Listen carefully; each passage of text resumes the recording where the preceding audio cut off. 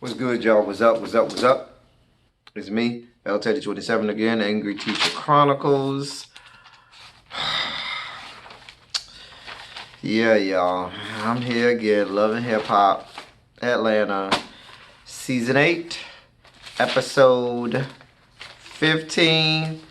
Listen, and I know I always say it won't take long. Listen, this is not gonna take long. You know, Mona Scott Young, Mona Scott. I feel like this is a piece of hair that I'm trying to flip back. Anyway, Mona Scott Young. Do not waste my time with the level brand of fuckery that you did. It was just nothing going on this week. I wrote like nothing. So let me get this over and done with, because I don't have a lot to talk about. Let me take a sip. Y'all know, I don't even think I had a fall the fuck back moment, y'all. But you know I'll make one. Anyway, we start off, Pooh is at some photo shoot or whatever. For her lip gloss, eyeliner, so I don't know. Just Mimi comes through trying to talk about what she going through with Ty or whatever. And, you know, Mimi is trying so hard, so very hard to maintain a plot line, because I think we're at the point now where Mimi is probably not going to be on the show very much longer. And so she's trying to secure her bag and trying to concoct storylines that just are not there. So that's what we got going on. She's talking to Pooh about Ty and Ty's beef on social media with Stevie. I really couldn't care. Moving on. Jock then is interviewing stylists for his salon, and he talks about wanting to do it in private and not having Sharonda involved with it, because he don't want to deal with her and her drama. And it just comes off as, okay, Jock, you don't know anything about stylists and doing hair, so how are you going to know the right questions to ask? Like, the shit was stupid. Looking at the caliber of women that he had coming in there, it looked like, I mean, did it say skanks need only apply on the job search or whatever? I mean, was one of the prerequisites that one of your qualities is that you are skankdacious? I mean, I'm trying to understand, because who he had roll up in there was not people that you would have talking about they going on anybody's interview, much less you interviewing to be somebody's hairstylist. But whatever, this is Jock. Jock is going to perpetuate this whole storyline of him being this guy who gets all these girls and this guy who's sleeping around on all his girlfriends. I don't even see or understand what or how or what these girls even see in Jock. Because first of all, he's not that cute. His dick ain't all that big. And I guess maybe just for his money or to get put on or whatever. I don't know.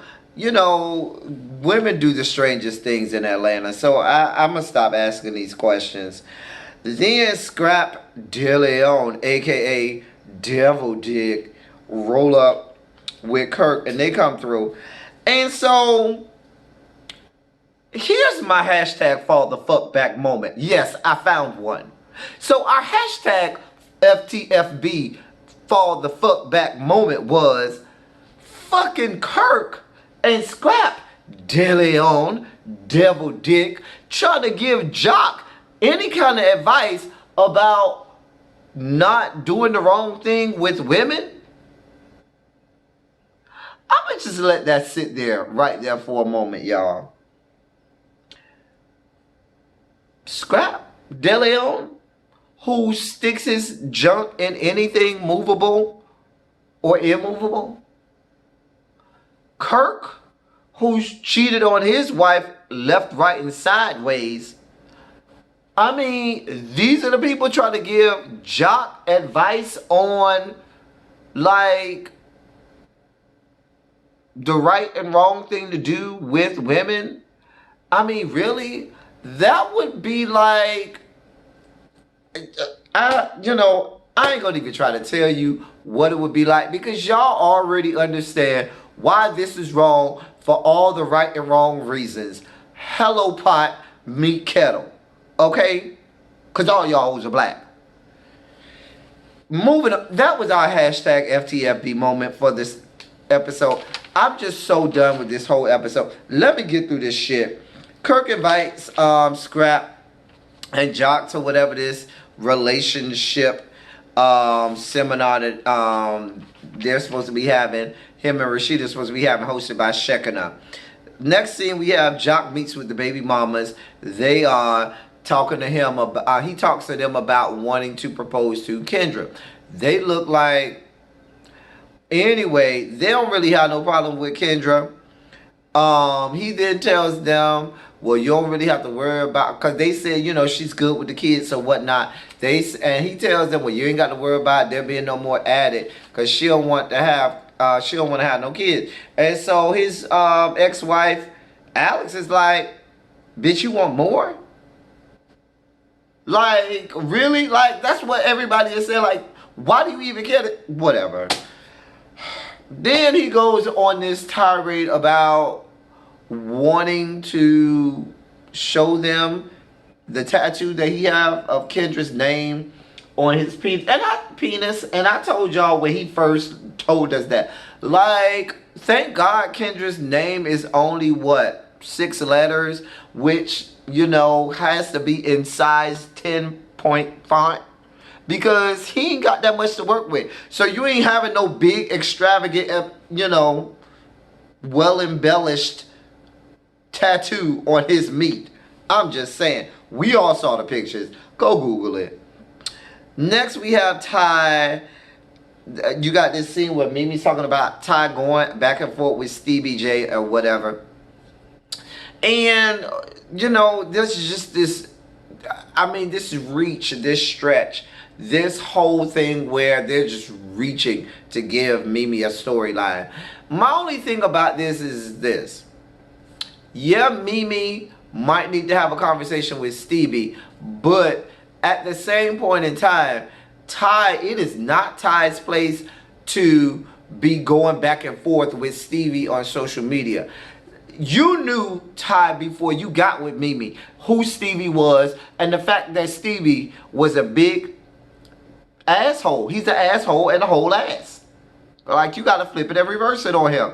So my point is, why are you even entertaining Stevie and his level brand of fuckery? Why is Stevie even allowed on your social media? He should be blocked. He shouldn't even have the ability to comment on your social media status, first of all. And then you should not be going back and forth with Stevie about Steve. That is Stevie's child. I know you want to take pictures with her, and I'm not saying you should not take pictures with her, but that is his child. And if you are posting pictures of yourself with his child, technically you're inviting him to have words with you on social media, right, wrong, or in between. But that's just a lot. Whatever. That was my attempt at trying to care about this storyline. That was my failed attempt, I guess. Carly then goes to talk to Rashida about Arkansas Joe Blow Mogo Do Mogo Yo No. Carly says he's been abusive to her in some way, shape, form, or fashion. This is, to me, just like The Boy Who Cried Wolf, only for a storyline. She's the girl who cried wolf for a storyline. All of this moping around and so forth and so on. Karma is kind of a motherfucker. And you have been the catalyst for a whole lot of fuckery on this show for several years. A whole lot of mess and drama. And it might just be karma coming back to bite you in the ass, Carly. So I can't feel bad for you. I'm trying to feel bad. I'm trying to feel sympathy for you. But I just don't have a fuck to give or care. So, I mean, if he is being abusive and he's left you, girl, move on. If he's gone, you done moved out the house, he done gave back the ring, and he was being abusive, leave it alone. Find you another piece of dick to fuck you and going on with life. Next, we have the gutter snipe right up out the hood. Is at the studio. She's there with Hiram, who, did, decide to, work with her in the studio and, with on a track. So she's there. She meets, Pooh is also there. And so she's introduced to Pooh.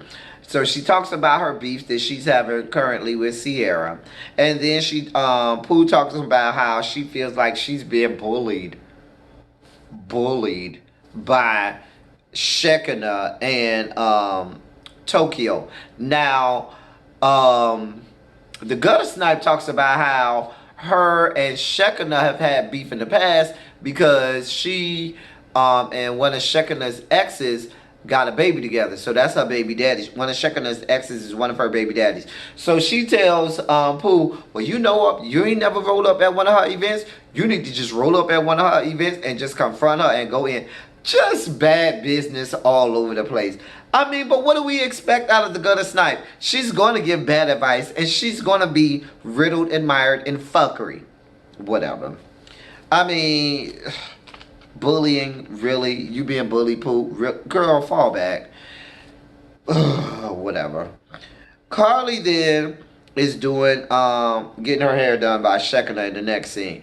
Then we got Carly. She's moping around, just wanting people to feel bad for her. And I think she's doing it intentionally. One, for the camera, and two, just because she cannot handle not being the center of attention. So she wants people to, be concerned with her and her moping around. Whatever, Carly. Shekinah then tries to cheer her up by giving her gossip to spread around. Like, first of all, Shekinah, if you were really intent on being there for Jock and doing what Jock asked you to do, as soon as you got that bit of information from Sharonda about Jock possibly flirting with Stylist, you would have gone to Jock right then and there and said, hey, Jock, this is what Sharonda told me, and if that's what you're doing, bro, you got to cut that shit out. What you're not going to do is, if Jock is truly your friend and you truly went there with the right intentions, is go and start spreading this around the city of Atlanta, especially to people the likes of Carly Red, who's never going to do anything good with that bit of information. But whatever. This is a Love and Hip Hop Atlanta, so what do I expect? I mean, you're giving crack to a crackhead and a baser. Why give a baser or a basehead or a crackhead crack and expect them not to smoke it or to use it? I mean, come on now. Whatever. I was not here for Carly, and I was not here for any part of Carly talking about being a sexologist and all this talk. I don't want nothing to do with Carly talking about sex at all or being a sexologist. Moving on. Mimi then goes to confront Stevie J. Same old, same old. How many different iterations and derivations of this same argument have we witnessed between Stevie J and fucking Mimi over the last 7 or 8 years and seasons of this show? I'm just not here for it. Moving on. Same old same. It's the same bullshit every time. Next, Carly is at her sexology graduation. Erica Dixon is there. Mimi's there. Spice is there. They discuss a bunch of shit I just didn't care about, that I really didn't care about, and that you probably didn't care about either. Jock's baby mama Cena shows up. She then is talking to Carly and telling Carly that Jock says that he wants to marry Kendra. Carly then does what Carly does. She's a crackhead. She's a baser. She got some crack. And what does she do? She smokes the crack. She got the gossip. And what does she do? She spreads it. Gives it to Cena.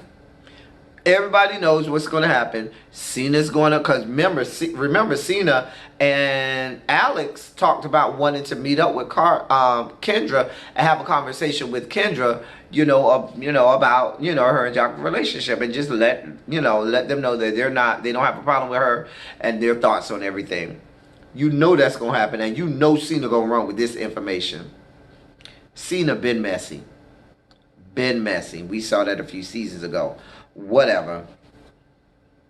And this is all the information about Jock allegedly flirting with and sleeping with stylists. Now, the caveat to all of this, none of this has been verified.